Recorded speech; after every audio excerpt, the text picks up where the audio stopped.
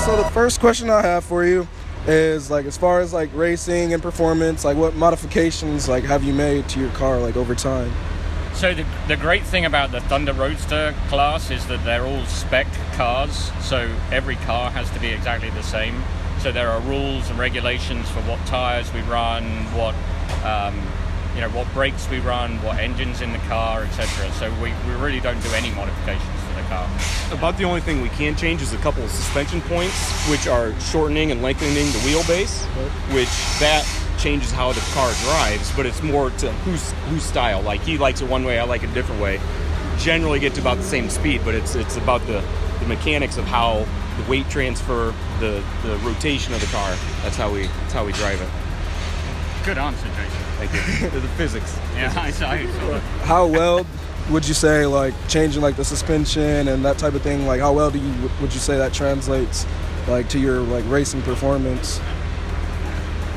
It still kind of goes down to driver's preference. So, I found, for me, I have like a really short wheelbase car, and it turns really quick, but you get a lot of weight transfer under braking and acceleration to get more grip.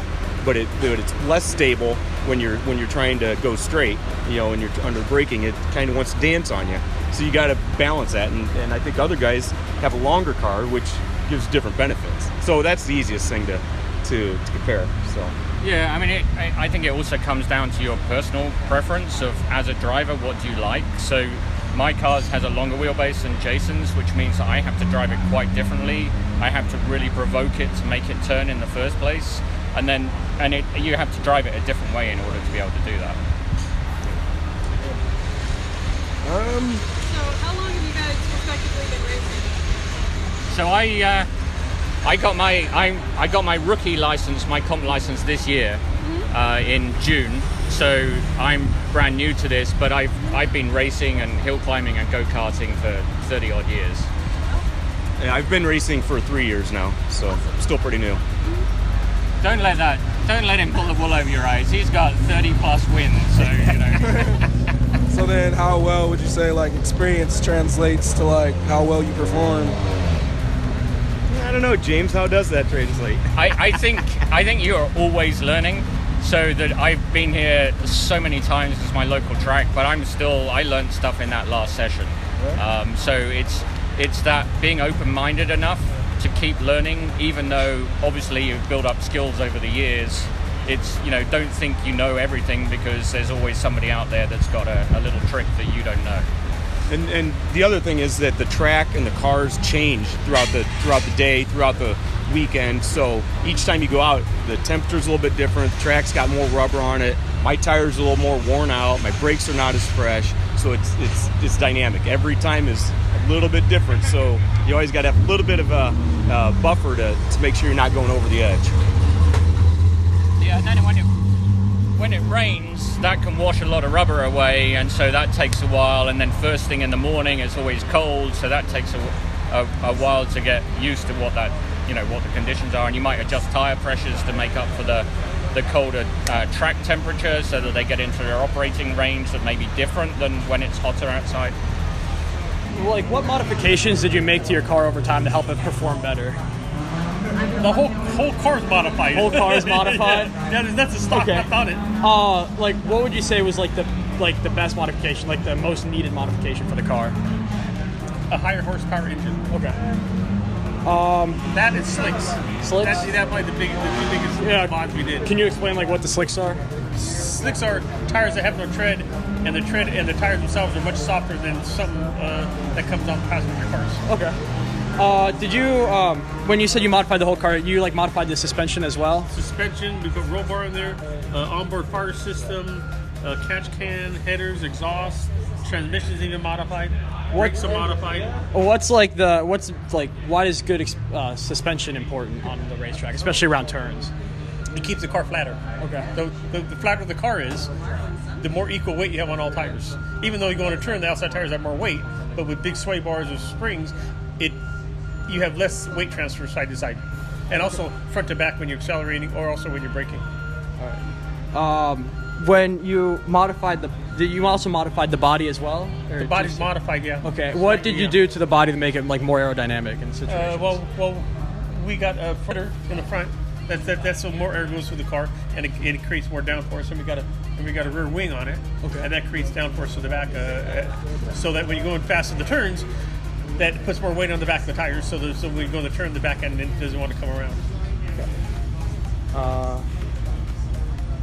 Do you think like your experience of driving really helps around the race, or do you think somebody could just like get into it with minimal experience? No, to do this, you have to have lots of experience. Lots of experience. I mean, if you're just a driver, a lot of drivers don't know how to tell the crew chief, okay, this is wrong with the car, that's wrong with the car, it's oversteering, understeering. They don't know how to tell the people that because they understand how to go fast. So it's a lot on like the driver's part. The driver has to communicate to me what the car is doing or what it's not doing. How long have you been in the racing? Well, I've been racing probably in the racing thing for like 30 years. Maybe longer. Ever since I was like 16, wow. 14, I had a car and I used to race around. I used to go to the drag strip as well. Is there like any such thing as talent when it comes to racing, or is it all experience that really helps? Some people have natural talent. Okay. And I think part of that is maybe there's a lot of fast guys out there, and some of them have never crashed. Once you crash, it tends to slow you down just a little bit. Yeah. Understandable. Yeah. Well, thank you so much for all of this.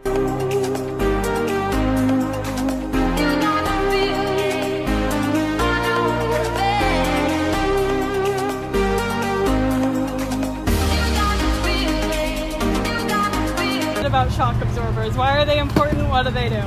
Shock absorbers control the motion of the car's body as it moves around. So as you accelerate or decelerate or turn left or turn right, that body, that motion that moves around, we're controlling that. The springs on a car carry the weight of the car and establish how much motion you're going to get. And then the shock's job is more like a timer to establish how quickly that motion moves around. Okay. So the shock doesn't carry weight, but it controls your transition. And on a car, because there is so much weight, most of the weight of the car is above the suspension, so it's moving around. The better that you can control that, the better that the more evenly loaded you keep your tires, so therefore you maximize your grip to maximize your performance. All right. Awesome. And then, so we've talked to a few different racers so far. From different classes, ones who can make modifications and one who have to just go stock. So what is the difference, like how much of a difference can shocks make on cars where you're allowed to make those modifications? Pretty significant.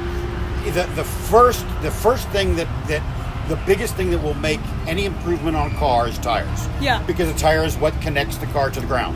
And then the second thing is going to be what the shock, the rest of the suspension is going to be in there with the shock playing a major role. You don't want to spring the car really stiffly, but then not have the control of the motion. So the shocks might actually even be slightly more important than the springs themselves.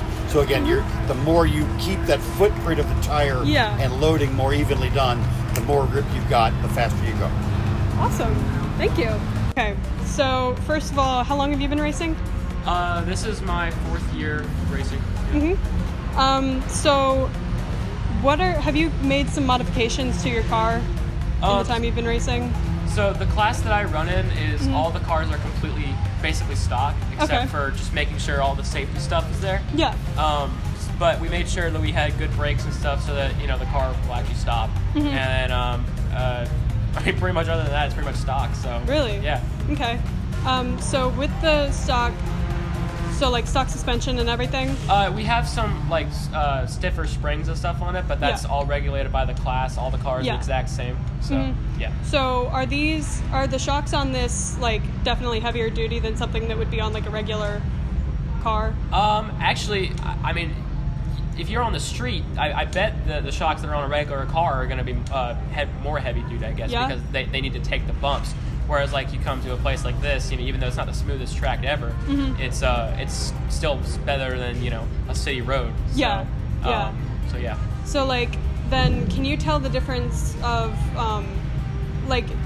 because if you take a sharp turn in a car like a Jeep or something, you might feel like that shift. Oh yeah. But like when you're turning around, like say that keyhole down there, will you feel a shift in it, or does the suspension keep it pretty even? Yeah, it's a lot lower than stocks, so yeah, it definitely keeps it more planted. And whenever the car gets loose like that, if it starts to roll, not actually roll, but starts to roll up, it tends to get loose and stuff like that. So we try to make the suspension in the camper such that it does not do that, so we can just turn and not have to worry about any of that. Awesome. So, yeah. So then you've been racing for 4 years, right? Yeah. So what would you say makes a bigger difference, a car's performance ability or the driver's experience? Well, like I said, the class that I'm in, all the cars are the exact same, so it's not like some of these classes where you may have a lighter car and it has less power versus a heavier car but it has more power. You know? They kind of give and take there. But with our class, the car has to be exactly to the rules to be able to win. I'm sitting 10th right now, and everybody that 5th through 15th is within a second of each other. Oh wow! So yeah. So I'm going out at 11:30. So sweet. So yeah. All right. Well, thank you for your interview. Good luck today. Thank you. So we were just wondering, how did you all get into racing? I like cars since I was a kid. Built a tractor with my dad. Stuff has just gotten faster over the years, I suppose. So how long have you been doing it for? 21 now. Started racing when I was 16. Okay. All right. And could you tell us about what it would take for let's say if one of us wanted to start racing? Get a car. Get a car. Start doing track days. You can do it pretty inexpensive. But yeah, just have fun with it. It's the most important thing. Has there been a lot of modifications that you've made here? Like what? It's got a different motor in it. Built the transmission and the differential. Changed some of the body panels. Put a roll cage in it. Suspension, brakes. Okay. It's kind of the majority of it. Would you say that there is a modification you've made overall that's had the best increase in performance, or? I think they all work together. Yeah. Let's say we could only do one. One to the car. Yes. Yeah. Tires. Tires? Yeah. And you guys have slicks on it? Yeah. Yeah. Hoosiers. We like Hoosier racing tires. They're actually a DOT tire. They're not technically a slick per se. But yeah, they're a street legal tire because they have little dots on them. Have you ever flipped over? No. Been lucky. Knock on wood. I went into a wall once. Kind of hurt.